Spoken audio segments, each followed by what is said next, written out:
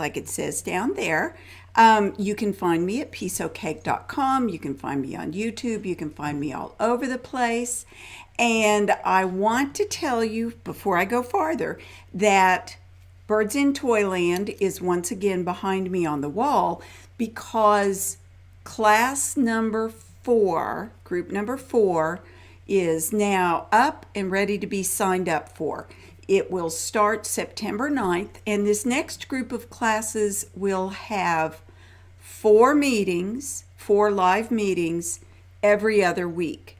And the patterns are released in sections during that time frame. It's really fun. I've taught this class now 3 times online, and it is so much fun. And you know, you don't think about it, but you really do form a community online with your other students. So I hope you sign up. It's really fun. And for now, that is the only place that you can get the patterns. The book will not be released until spring, May, I think, of 2022. All right. So, and you can find the class. You can find a link on my website at pieceofcake.com. You can also Google Creative Spark. There's more to the name, and I should remember it, but Creative Spark classes online. Okay, so today I'm going to talk to you about seam rippers because we all unsew too often than we would like. And I have long known that seam rippers can be quirky. So this is my opportunity to share with you what I know about seam rippers. The next time you have to rip, take a moment and pull out all your rippers and really look at the points on the rippers. Because when you just look at these, you think they're all the same, they're going to all work the same way. But they don't, because the shape of the long point can vary enough to affect the way you rip. I'll use these 3 rippers as an example. This one from Bowen, this is a Bernina ripper that came with my machine. It is the same as the ripper inside the Alex Anderson's 4-in-1 tool. And this random ripper that I bought somewhere that's actually a really nice ripper sometimes for me. Look closely at the points. Notice that on the Bowen ripper, the point flattens out as it gets down to the end, and it almost curves back that way. And let me move these aside. If you turn it this way, it's really subtle, but it seems almost to curl that way. If I was using this ripper, I would want to reach into the fabric to grab the thread in this direction, because if you turn this way, where the point angles back a little bit, you're going to dig into the fabric and it will be harder to catch the thread. So understanding the shape of your point will help you put the ripper into the fabric to grab the thread in the right way. This ripper has a more advanced curve. I can feel it with my fingers, and you can tell how much it curves down to that point. And from the side, this left side is a little more rounded than the slightly flatter back side. Now, does that mean every one of these rippers is exactly the same? Maybe they are, maybe they aren't, I don't know. It could be that there's individual variation from ripper to ripper inside the manufacturing process. These are not expensive tools. That is easy to imagine. But what it does mean is that when you've got a ripper that is either not working for you at all or is working really better than any other ripper, give the end of it a close look. The Bernina ripper has a really smooth taper out to the point, and it comes to a nice point. To my eye, it seems like it's a little rounder on the left side than the right side, which works for me, means I would reach in and lift in this direction. If you are left-handed, you would want to be careful not to use the ripper this way, or you could try it that way, and if it's not working for you, flip it to the other direction. The clover ripper, this is a really nice ripper, has a little bit of a flatter indentation here, and it's a little longer, just the tiniest little bit longer. The round bulb is a little bigger. It's like so many other things with the tools we use. The basic tool is the same here. Each one of these is a ripper, but there are subtle variations between them that will make one or another work better for you. And once you figure out the tools that work best for you and why, then it makes it easier to choose the right ripper for the job when you have to unsew. That's one reason why I think cheap rippers, sometimes they're great and sometimes they're not. I kind of think the quality control, well, seriously, let's face it, you get what you pay for. Doesn't matter usually what you're buying. So when you get a clover ripper, or say one of these that has the Bernina ripper inside, the companies pay more attention to the details than does some random ripper. So yeah, you can pretty much always count on good quality from companies that generally always provide products of good quality. Okay, so the next thing I want to show you is how it works. Most of the time when I have to rip, it's on a unit like this that I haven't pressed open in any particular way. You can look at it and see if one side might be easier than the other to get the ripper through. Sometimes it's the top, sometimes it's the bottom. And then I've got my 4-in-1 tool that has a Bernina ripper inside. And the way I was taught to rip early on is to come in and catch about every 4th stitch, catch it and break it. Now, if I was trying to grab this way, see how the point wants to grab the fabric? And I'm not making it do that. It's just,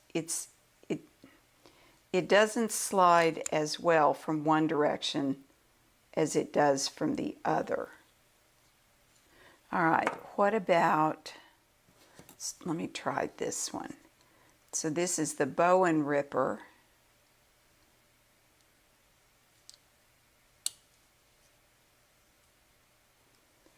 Let's see if I take it this way.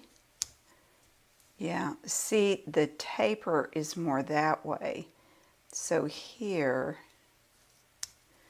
that's not a bad ripper, depending on how you figure out to put the pointy bit through. Let's do the clover.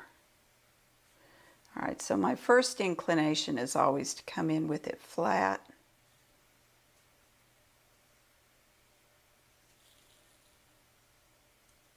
Could be that I'm just in a bad spot of the fabric, because as you, yeah, that grabs better.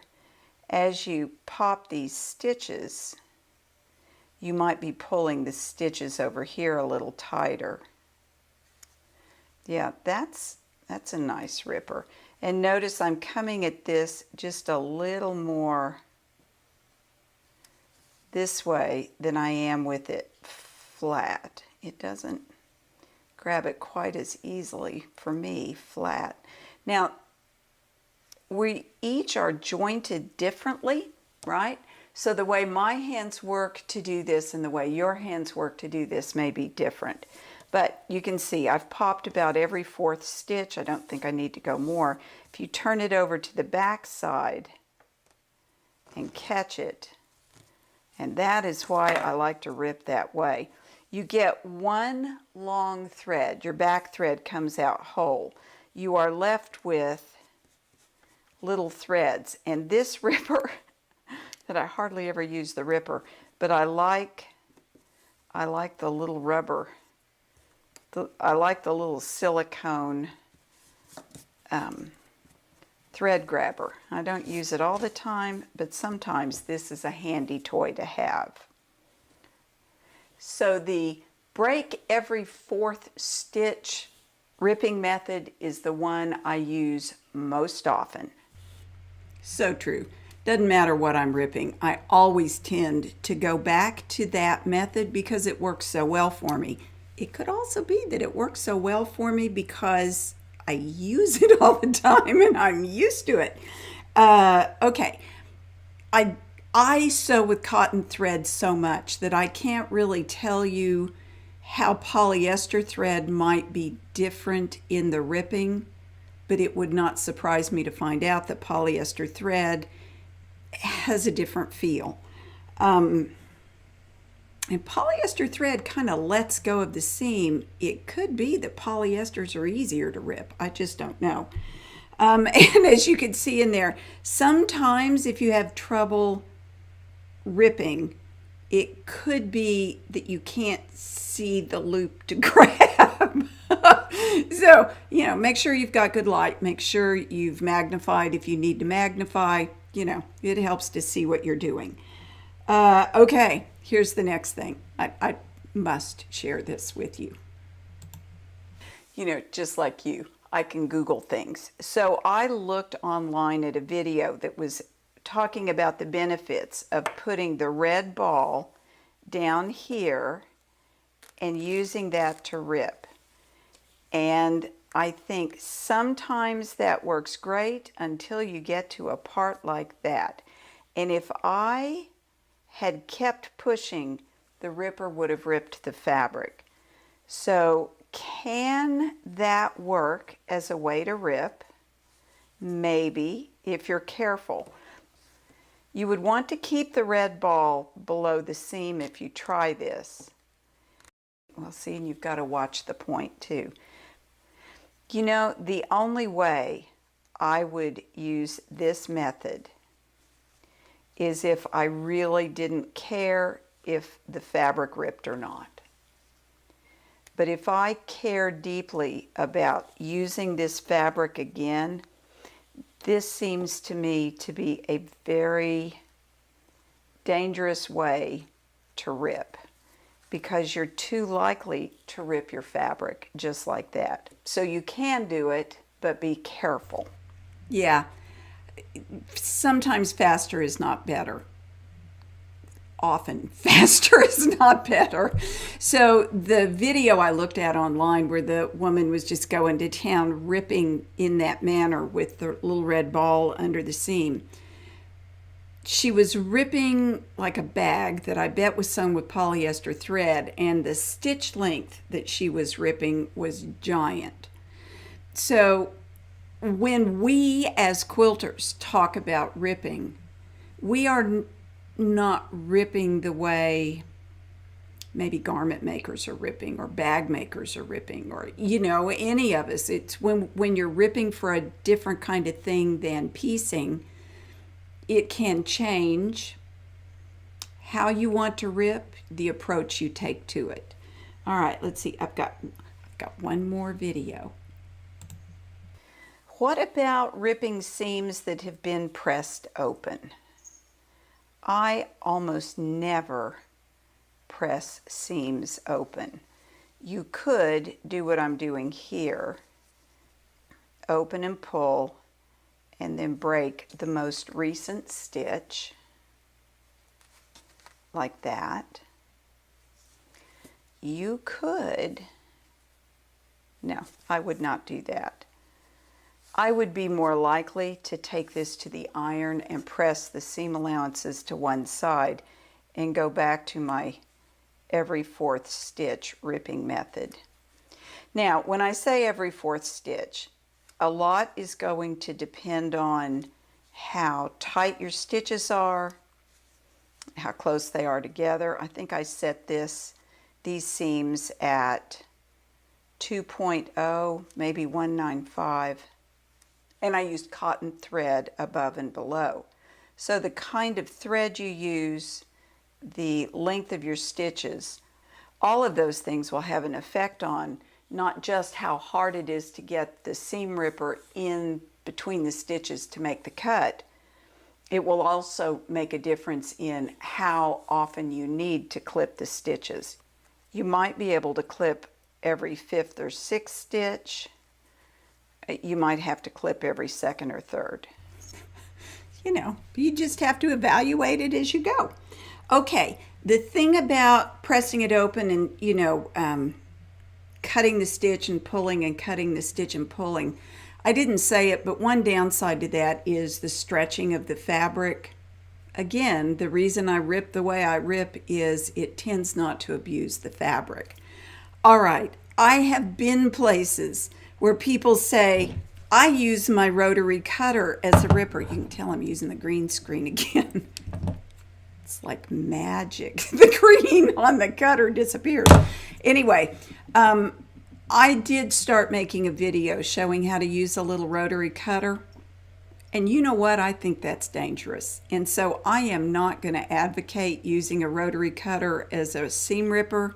If you want to go there, be very careful. I think it's dangerous on every level. Same thing with an X-Acto knife. This is not an X-Acto knife because I can't find my X-Acto knife. This is a box cutter, kind of the same. Not what I use. I like a seam ripper. It seems a little safer and more the tool for the job at hand. Now, one other thing. I am about to take, I've started this class, you could probably still get in, with the Sheba guys on Creative Spark. It is a Hantu jacket. It's a kimono style jacket, and I'm taking the class, and it's really good. It's really good. And the fabric I'm going to use recycled denim. So I went and bought 3 pairs of jeans at Goodwill. And I'm going to have to deconstruct these jeans to get at the fabric. Some of the seams I will leave intact because they will be a design element in my jacket. Some of the seams I'm going to have to rip. I don't know if I'm going to open the hem or not, but I've about decided that I might, because those lines in the fabric might be fun in the jacket somehow. But inside here, oops, I dropped a thing. Inside here, the seams are overlocked, and then it's serged, and there's, I don't know how many layers of thread in there, a lot of them. And you can see I started ripping to show you how one would rip that when I decided, I don't think I'm going to rip those. I think that's just too much work. So there are times when just cutting the seam out on something like this is a really great option. Oh, I'm not going to answer that. So what I realized when I looked at this was that if I rip this seam on the inside, the seam opens up in such a way that I don't have to cut out a big chunk. I can just cut out the seam allowance and the sewing part. On other kinds of jeans where they've folded the seam down and then sewn and sewn, I'd lose more fabric. You guys know that. The reason I'm throwing that out there is because often, sometimes, we need to hem a pair of pants or a skirt or a dress, or you want to rip the tag out of the back of a shirt. Choose your ripper wisely. Be careful how you point it in so you don't damage visible fabric in the garment. And really think through the seams that you're going to rip, right? Sometimes you rip something you shouldn't, but sometimes you can just rip out, say, a tag, and it doesn't affect the seam of the neck. You know what I mean. Okay, so I'm short this week by about 10 minutes, but I knew I would be, and sometimes that's good, right? The other thing is that I'm not actually live right now. I recorded this Monday because as you watched today, I'm getting a tattoo. I am. I'm getting a celebratory tattoo on the inside of this arm. And probably it'll take a couple of weeks to heal, so I won't be showing you my tattoo until it's healed and it looks good. We're assuming it will heal and look wonderful. So Lorna, I believe, is keeping up with answering your questions and comments. I really, really, really do hope everything has gone well. And I will see you maybe next week. That's the other thing. Next week, oh no, wait, I want to click this and say, don't forget, you can always email me questions to answer at becky.pieceofcake@gmail.com. And I will see you next Wednesday, except I'm going to be in New York City next Wednesday. And so if I manage to, between now and my tattoo, get something recorded to put up next Wednesday, you'll see me next Wednesday. Otherwise, there may be a break. So I may have a week off while I'm in New York, and then I'll be back the following week. So one way or another, I will see you in the future on a Wednesday, either next week or the week after. And until then, can I just say thank you again for taking your time out with me on Wednesday. And until I see you again, may you have many happy stitches. Thanks for watching.